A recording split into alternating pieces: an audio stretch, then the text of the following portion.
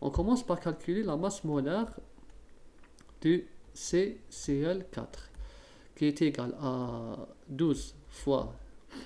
Bon, là, c'est 12 fois 1, c'est-à-dire 12 grammes par mol fois 1, plus, là, on a Cl, le chlore, il a une masse molaire. La masse molaire du chlore est à environ 35,45 grammes par mol. C'est ça la masse molaire du chlore. C'est 35,45. Donc on va faire 35,45 grammes par mol fois 4. On va obtenir une masse molaire de 153,8 grammes par mol. Voici la masse molaire du CCl4. À partir de là, on sait que une mol de CCl4 pèse 153,8 grammes. On le sait. Donc là, en principe, c'est le premier facteur de conversion. Ou bien on peut l'écrire autrement, une mol du CCl4 pèse 153,8 grammes.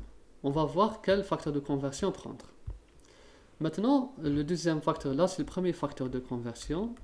Le deuxième facteur de conversion, à partir de la masse volumique.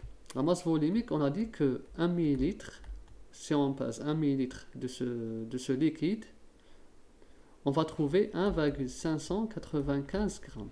Comment on peut l'exprimer autrement? 1 millilitre, il pèse 1,595 grammes. Maintenant, on va faire le calcul. On va déterminer le nombre de moles à partir d'une seule équation. Le nombre de moles du CCl4 est égal. On nous a donné 0,02 litres. C'est la donnée. Donc 0,02 litres. Bon, là, 0,02 litres, c'est en litres. On va multiplier. Donc là, on va multiplier puisque là, la masse volumique est en millilitres. Donc on peut convertir soit le litre vers millilitres ou bien la masse volumique, on va convertir vers le litre. Mais de préférence, litre vers millilitre, c'est plus simple.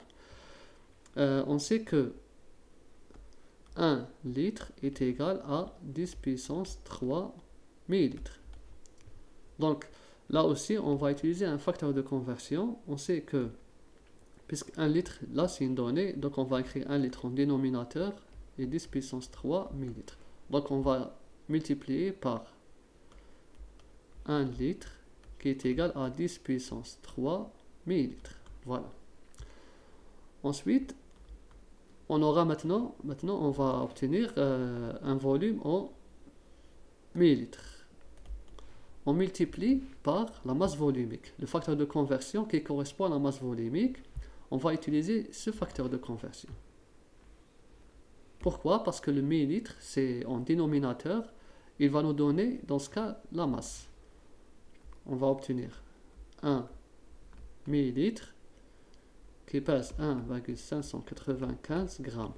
Là aussi, on voit bien qu'on a supprimé. Bon, là, on a supprimé L avec L. Maintenant, 1 ml avec 1 ml. Donc là, on aura une mesure en grammes. Voici.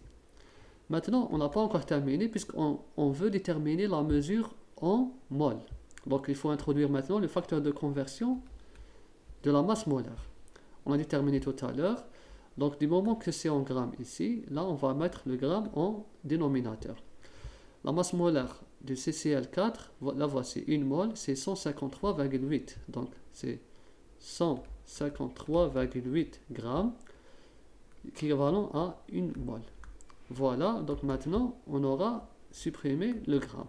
Donc, on aura la mesure totale ici, globale, va être en mol. La voici. Donc, on aura enlevé le millilitre, le gramme, on va obtenir le mol, la mol.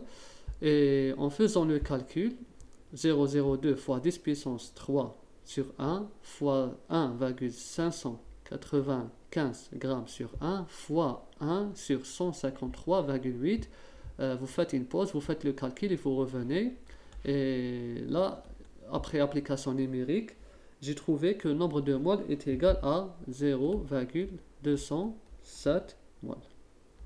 Moles de CCl4. Ça, c'est le nombre de moles qui correspond à 0,02 litres de ce liquide.